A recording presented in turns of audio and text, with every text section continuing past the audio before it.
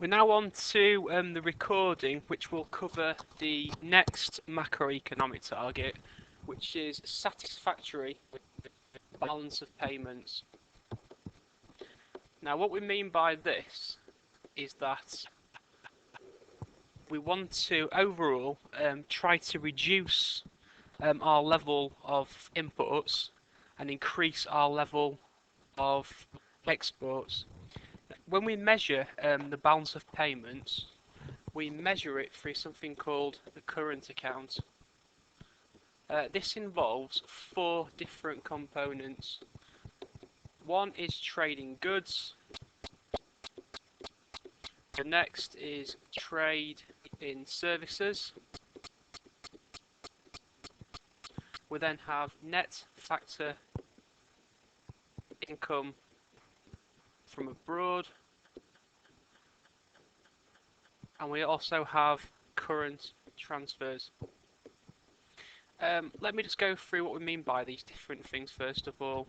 Trading goods and trading services are the two that people always generally remember. Goods, obviously, is a tangible asset, something that you can hold in your hand. It's a physical asset. So we're looking at the import and export of goods into and out of the economy. Services could be something like financial services. So we're looking at the import and export of services to and from our own economy. I think at this stage it's important to bring the difference between an import and an export. Import is something that we buy in from abroad, whereas an export is something that we sell to other countries across the world. Net factor income from abroad, the third part of the current account.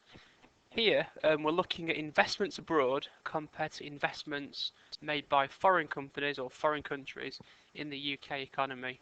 So say for example Britain owns a company which operates in India.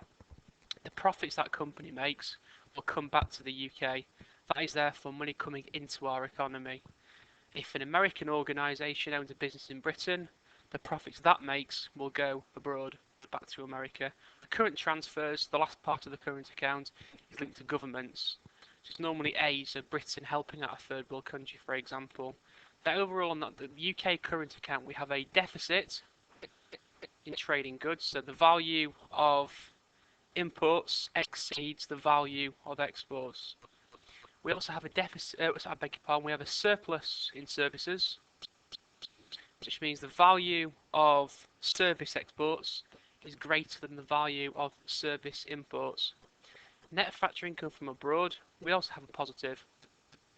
So British companies across the world bring in more profits to the UK economy than foreign firms extract out of Britain.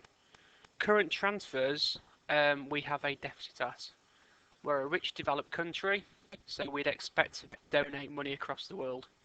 Overall, the UK has a trade deficit. So these 4 different components combined show that Britain has an overall trade deficit. If we had a trade surplus, then the value of these 4 different aspects of the current account combined would be a positive number. We'd be exporting more than we're importing. So the UK overall has got a trade deficit. I just want to bring in now the consequences of operating a trade deficit.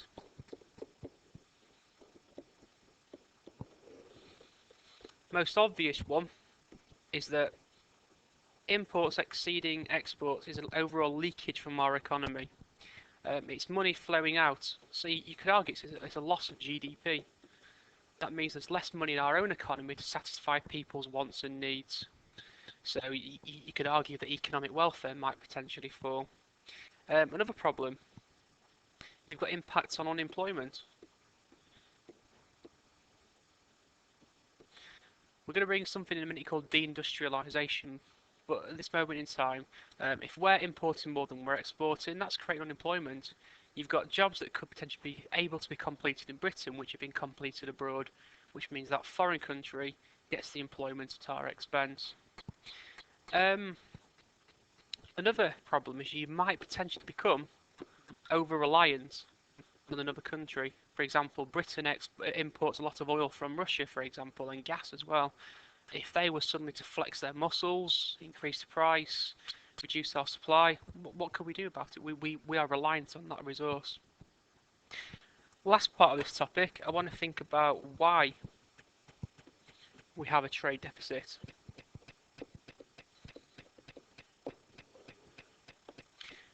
One major problem we've mentioned before in the unemployment presentation, deindustrialization.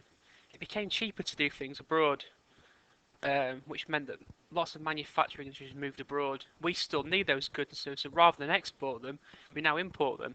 So something that went from being an asset for the economy, bringing lots of money, export, suddenly became an import, sucked money out of the economy. We also have a great change in tastes due to people's income levels increasing.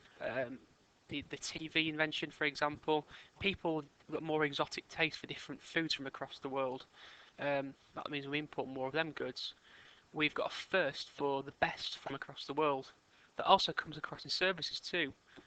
We all like to have foreign holidays every year. That is us importing a service from another country. One other reason, lack of resources. We used to have an abundance of natural resources such as coal, oil and gas in this economy. Some of those have now started to disappear. Something that we used to be able to export to the world, again we now have to import. So overall, one of the major reasons why we have a deficit is a lack of competitiveness. It is just cheaper or better to make many things abroad. So when we move on to what we can do to tackle these problems, we'll be looking at what we can do to try and reduce our deficit. Overall, what I would say is a deficit a bad thing? A deficit is a bad thing if it's a long-run deficit. If it's a big deficit that you've had for many years, it becomes a problem. If you have a small deficit or a large one for only a small period of time, it might not be too bad for the long run of the economy. But because the UK's deficit is long run and it is still growing, then this is seen as bad for the UK economy.